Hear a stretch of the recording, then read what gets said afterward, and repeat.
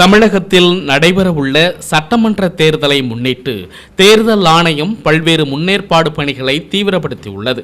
அதன் ஒரு பகுதியாக பொதுமக்களிடையே பாதுகாப்பு குறித்த நம்பிக்கையை ஏற்படுத்தவும், அச்சமின்றி வாக்களிப்பதை உறுதி செய்யவும் பதட்டமான இடங்களில் எல்லை பாதுகாப்பு படை மற்றும் போலீசாரின் கொடி அணிவகுப்பு ஊர்வலம் நடத்த உத்தரவிடப்பட்டுள்ளது.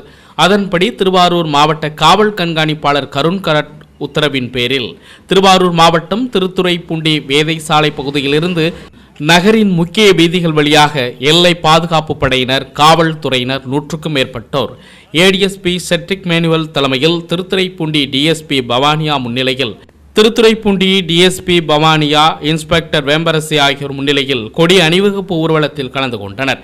இந்த ஊர்வலம் வேதை சாலையிலிருந்து புறப்பட்டு நாகை சாலை, பழைய பேருந்து நிலையம் உள்ளிட்ட முக்கிய வீதிகள் வழியாக சென்று புதிய பேருந்து நிலையத்தில் கொடி அணிவகுப்பு நிறைவுற்றது. இதில் ஏராளமான காவலர்கள் கலந்து கொண்டனர்.